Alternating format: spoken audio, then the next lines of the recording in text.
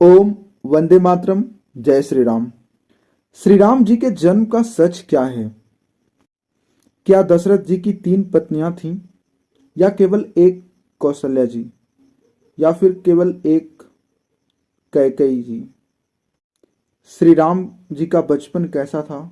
उनकी शिक्षा कैसी थी? इन सभी विषयों पर आज हम विस्तार से बात करेंगे, बिल्कुल तथ्य और प्रमाण के साथ।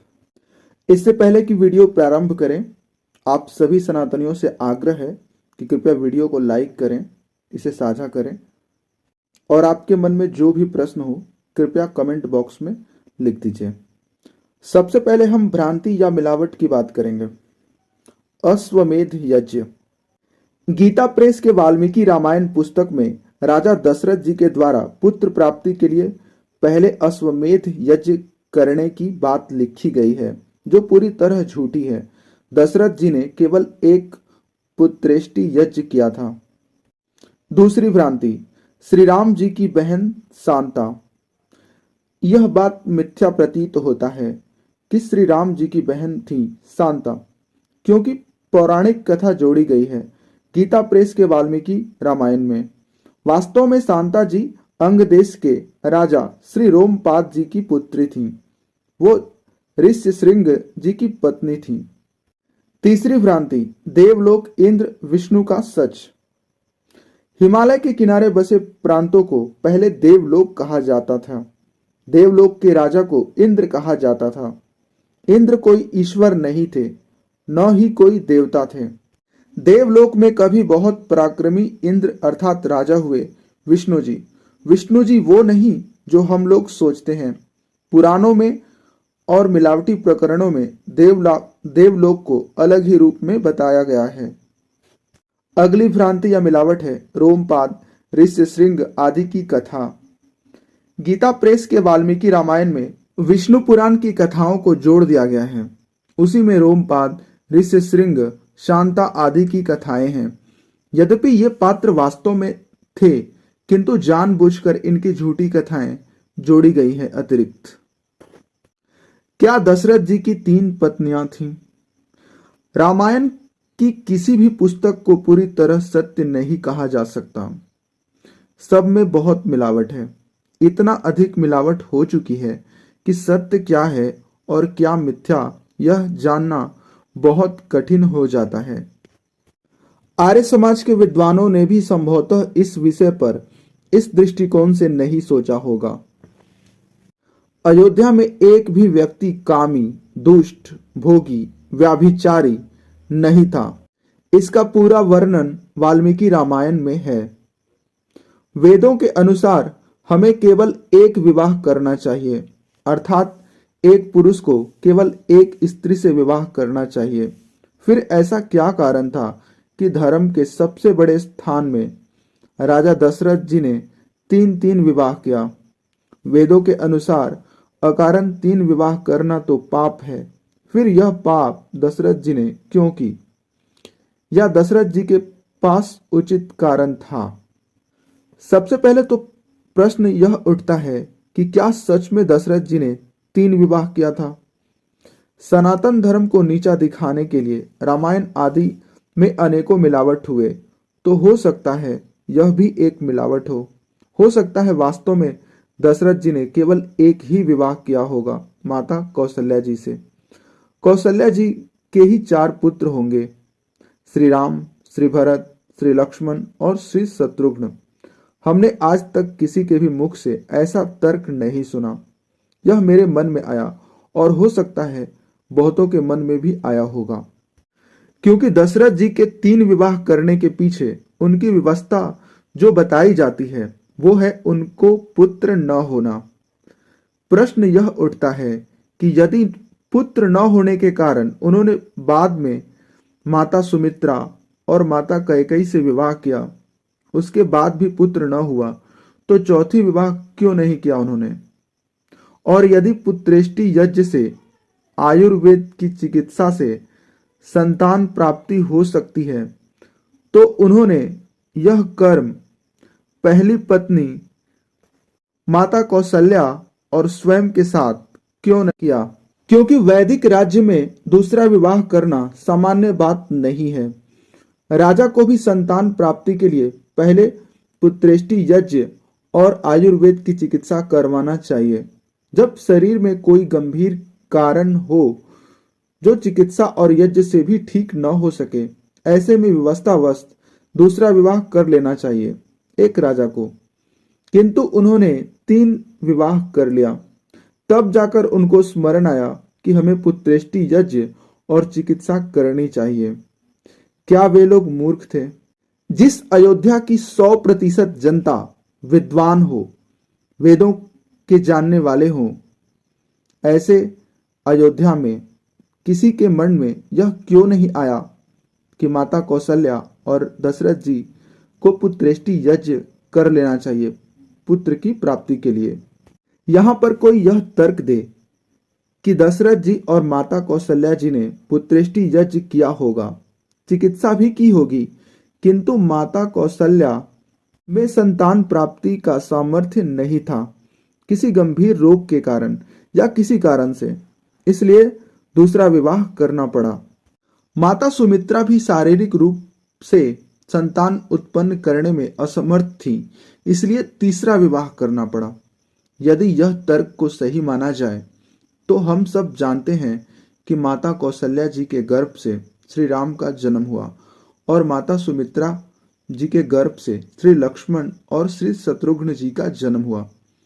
ये अवश्य संभव हो सकता है कि चारों पुत्र माता कैकेयी के गर्भ से हुए हों। आज जब गिने चुने ही विद्वान रह गए हैं, वेदों के चारों ओर पाप ही पाप बढ़ गया है। रामायण के अनुसार जिस तरह के धार्मिक लोग अयोध्या में थे, आज भारत में ऐसे 0.1% लोग भी नहीं हैं। ऐसी स्थिति में भी आज जिन दंपतियों के संतान नहीं होते, वो आयुर्वेद की जड़ी बूटियों, विशेष रूप से पुत्र जीवक, शिवलिंगी आदि के सेवन से निसंतान लोग संतान की प्राप्ति कर सकते हैं। लाखों लोग कर रहे हैं। तो क्या रामायण के समय ऐसा नहीं हो सकता था? जबकि हर व्यक्ति वेदों का विद्वान था। वेदों में विशेष रूप से अथर्ववेद में आयुर्वेद का वर्णन है। 3 बातों में कोई एक बात ही सत्य हो सकती है। या तो चारों पुत्र माता कौशल्या के होंगे, या चारों पुत्र माता कैकेयी के होंगे, या राजा दशरथ जी ने केवल संतान प्राप्ति के लिए 3 विवाह नहीं किए, कोई और कारण हो सकते हैं। सत्य कुछ भी हो सकता है।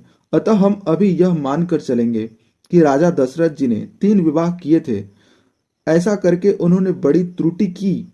आपके मन में रामायण संबंधित कोई प्रश्न हो तो कमेंट में अवश्य लिखें। एक भ्रांति है यज्ञ देवता का प्रकट होना। हम सबने दूरदर्शन आदि पर देखा है कि पुत्र प्राप्ति के लिए दशरथ जी यज्ञ करते हैं और उसी यज्ञ अग्नि में से एक मनुष्य जैसा देवता प्रकट होते हैं और उनके हाथ में एक कटोरी होता है, उसमें खीर होता है। उसी खीर को तीनों रानियां खाती हैं और फिर वो गर्भवती होती है। किंतु यह कथा पूरी तरह काल्पनिक है, झूठी है। यह सच है कि यज्ञ हुआ, किंतु कोई देवता प्रकट नहीं हुए थे। सच क्या है आगे जानेंगे।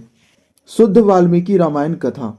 ऐसे प्रभावशाली धर्मज्ञ महात्मा पुत्र के लिए पीड़ित महाराज दशरथ के वंश को चलाने वाला कोई पुत्र नहीं था। संतान की उत्पत्ति का उपाय सोचते हुए उन्हें ध्यान आया कि पुत्र प्राप्ति के लिए मैं पुत्रेष्टि यज्ञ क्यों न करूं। यज्ञ करने का निश्चय कर महाराज दशरथ ने मंत्रियों को सरयू के तट पर यज्ञ भूमि बनाने का आदेश दिया। उन्होंने कहा, यह ध्यान रखा जाए कि यज्ञ की विधि पूरी करने में न तो कोई अपराध हो और न किसी को कष्ट दिया जाए, क्योंकि ऐसे यज्ञों में ब्राह्मण रूप में राक्षस लोग विघ्न किया करते हैं। विधिहीन यज्ञ करने वाला शीघ्र नष्ट हो जाता है। अतः ऐसा उपाय कीजिए जिससे यह यज्ञ विधि पूर्वक समाप्त हो। ध्यान रहे, किसी को हंसी व्यंग में भी अनादर से कोई वस्तु मत देना, क्योंकि अनादर करके देने वाले दाता का नाश हो जाता है। यह कह और वहां उपस्थित मंत्रियों को विदा कर नृपश्रेष्ठ महाबुद्धिमान महाराज दशरथ रणिवास में चले गए। घर जाकर नृपश्रेष्ठ दशरथ ने प्राण प्रिया अपनी पत्नियों से कहा, मैं पुत्र की उत्पत्ति के लिए यज्ञ करूंगा, तुम भी यज्ञ की दीक्षा लो। यह सुन रानियों का मुख कमल पुष्प की भांति खिल गया। यज्ञ करवाने के लिए ऋषि श्रृंग जी को अपने यहाँ बुलाने के लिए राजा दशरथ उनके निवास स्थान के लिए प्रस्थान करते हैं। वहां पहुंचकर वे ऋषि श्रृंग जी को अयोध्या आने के लिए आमंत्रित करते हैं। ऋषि अयोध्या आते हैं और विधिवत यज्ञ की तैयारी होती है। वे महाराज दशरथ से कहते हैं, मैं आपके लिए अथर्ववेद में कहे हुए मंत्रों द्वारा विधिवत पुत्रेष्टि यज्ञ कराऊंगा। इसके विधि पूर्वक संपादन होने से आपका मनोरथ अवश्य पूर्ण होगा। तदंतर तेजस्वी ऋषि ने पुत्र प्राप्ति के लिए पुत्रेष्टि यज्ञ प्रारंभ किया और विधिवत मंत्र पढ़कर आहुति देना आरंभ किया। यज्ञ सफलतापूर्वक संपन्न हुआ। पुत्रेष्टि यज्ञ क्या है? हम सब जानते हैं, सनातन धर्म में यज्ञ जिसे देव यज्ञ या अग्निहोत्र कहा जाता है, इसे प्रतिदिन करने की आज्ञा वेद देता है। अतः प्रतिदिन सभी सनातनियों को, सभी मनुष्यों को पंच महायज्ञ में एक देव यज्ञ करना चाहिए। जब हम यज्ञ करते हैं तो देसी गाय का घी, चंदन, आम आदि की समिधाएं अर्थात लकड़ियां, विभिन्न सुगंधित जड़ी बूटियां आदि जलाते हैं। ऐसा करने से प्रकृति पर्यावरण की शुद्धि होती है। इन प्रकृति को ही देव या देवता कहा जाता है, जैसे अग्निदेव अर्थात अग्नि, जल देवता अर्थात जल, वायु देवता अर्थात सृष्टि के वायु, धरती आदि। ये कोई ईश्वर या मनुष्य जैसा दिखने वाला देवता नहीं। प्रकृति की शुद्धि के साथ इन जड़ी बूटियों का सूक्ष्म अंश हमारे शरीर में पहुंचता है, जिससे हमारे रोग भी दूर होते हैं। यज्ञ 100% वैज्ञानिक कर्म है। अब यदि कोई व्यक्ति किसी विशेष रोग से पीड़ित है तो हवन के रूप में ऐसी जड़ी बूटियों को समर्पित करेंगे अग्नि में, जो उस रोग की औषधि है। जैसे किसी को दमा का रोग है तो उसे हवन सामग्री में अर्जुन, दालचीनी आदि की समिधाएं शामिल करनी चाहिए। जब वो जड़ी बूटियां जलेगा तो वह टूटेगा और तीव्रता से फैलेगा वायुमंडल में और उसका अंश श्वास के माध्यम से शरीर में जाएगा। इसे ही आज नैनो मेडिसिन कहा जाता है। महाराज दशरथ को पुत्र चाहिए, अतः उन्होंने पुत्रेष्टि यज्ञ किया, अर्थात उनकी हवन सामग्री में पुत्र जीवक, शिवलिंगी जैसी जड़ी बूटियां होंगी जो संतान प्राप्ति के लिए खाई जाती है।